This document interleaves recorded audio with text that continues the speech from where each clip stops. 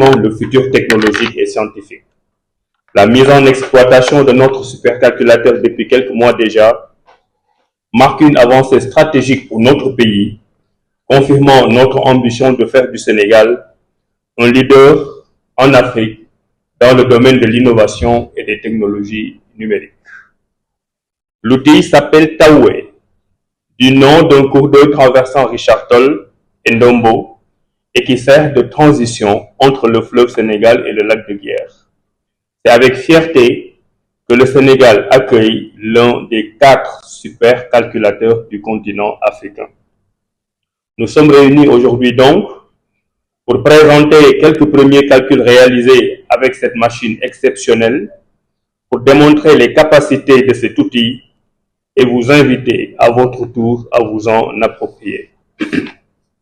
Je remercie la France qui nous a accompagnés dans le choix et l'installation de la machine, dans la formation des équipes qui la gèrent, dans l'appui à son exploitation et à sa promotion, notamment à travers le projet Go Taoué.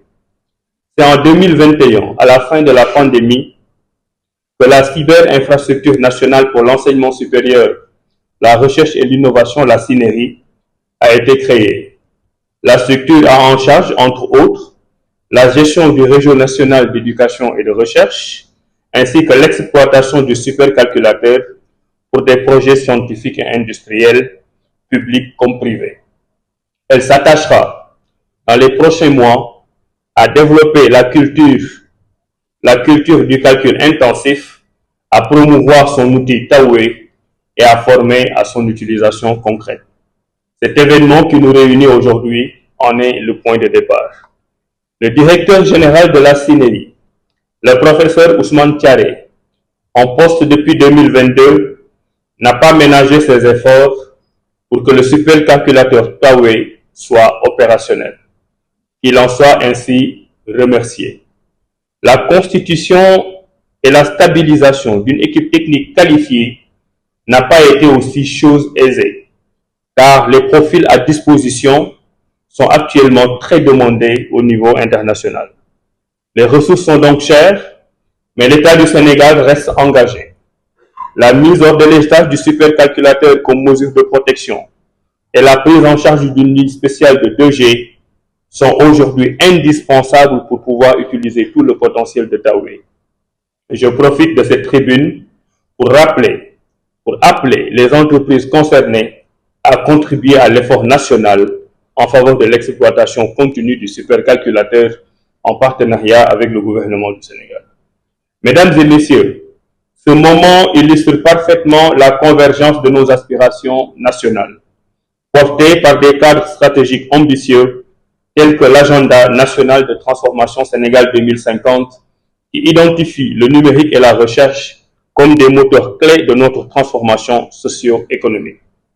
La stratégie numérique 2035, la stratégie nationale pour l'intelligence artificielle. La coopération entre le Sénégal et la France dans le domaine de l'intelligence artificielle et du numérique est très active. C'est à peu près 840 millions de CFA par an.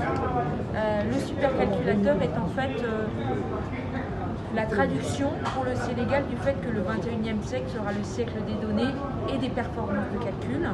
Avoir un supercalculateur, ce n'est pas seulement quelque chose de technologique, c'est quelque chose qui a un impact direct sur la souveraineté d'un pays dans tous les domaines, que ce soit la santé, que ce soit l'agriculture, que ce soit le climat. Et donc nous sommes très heureux d'avoir pu accompagner nos amis sénégalais pour qu'ils acquièrent ce supercalculateur et qu'ils avancent dans la souveraineté dans le domaine numérique et qu'ils puissent aussi développer une communauté scientifique autour des performances du supercalculateur. Cérémonie à laquelle nous participons aujourd'hui est relative au projet Taoué. On a démarré depuis un peu plus d'une année. C'est un projet qui est mis en place pour démarrer en tout cas les premiers calculs avec le supercalculateur, donc la mise en exploitation du supercalculateur. Je voudrais en profiter pour remercier Madame la Ministre de France qui nous a permis aussi de faire ce projet-là. Vous voyez que ce projet il est extrêmement important, tous les objectifs en tout cas ont été atteints. Actuellement dans la salle, les collègues sont en train de présenter les cas d'usage qui ont été fait en tout cas par rapport avec le supercalculateur. Donc pour nous c'est un événement extrêmement important parce qu'il lance en fait en réalité le démarrage officiel du supercalculateur. Et j'en profite aussi pour faire un appel à toute la communauté scientifique, pour le secteur public, le secteur privé, de venir en tout cas voir quels sont les avantages et les bénéfices qu'ils ont à utiliser ce supercalculateur qui est d'une très grande capacité aujourd'hui, qui est la troisième la plus puissante en Afrique. Pour l'enseignement supérieur, l'impact sera évidemment énorme parce qu'il y a quelques années derrière, le Sénégal n'avait pas cette machine. Les collègues, en tout cas des universités, étaient obligés d'aller en France, aux États-Unis, au Japon pour accéder à des moyens de calcul. Depuis 2020, le Sénégal a acquis cette infrastructure. Et aujourd'hui, les collègues peuvent rester au Sénégal. C'est un projet quand même que le Sénégal a démarré en 2014. Les négociations avec Atos, avec la France, ont démarré en 2014. Et le Sénégal a acquis la machine au mois de juillet 2020. Globalement, le coût du projet, c'est pas que le supercalculateur, c'est un projet d'un coût de 15 millions d'euros.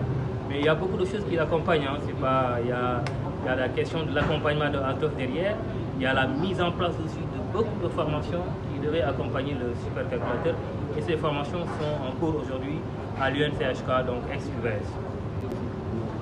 Oui, au départ, nous, on a pris l'option de rendre l'accès gratuit. Pourquoi? Parce que nous, ce que nous voulons dans un premier temps, c'est attirer les utilisateurs. Ce que nous voulons, c'est créer une grosse communauté d'utilisateurs. De l'usage de cette machine pourrait être bénéfique. Oui, au départ, nous, on a pris l'option de rendre l'accès gratuit. Pourquoi? Parce que nous, ce que nous voulons dans un premier temps, c'est attirer les utilisateurs. Ce que nous voulons, c'est créer une grosse communauté d'utilisateurs. Il faut attirer les gens pour qu'ils viennent éprouver la machine, pour que ça leur permettra eux-mêmes de voir les bénéfices à utiliser la machine. Et vous savez aussi que le centre que je dirige, la Cinérie, c'est un EPIC.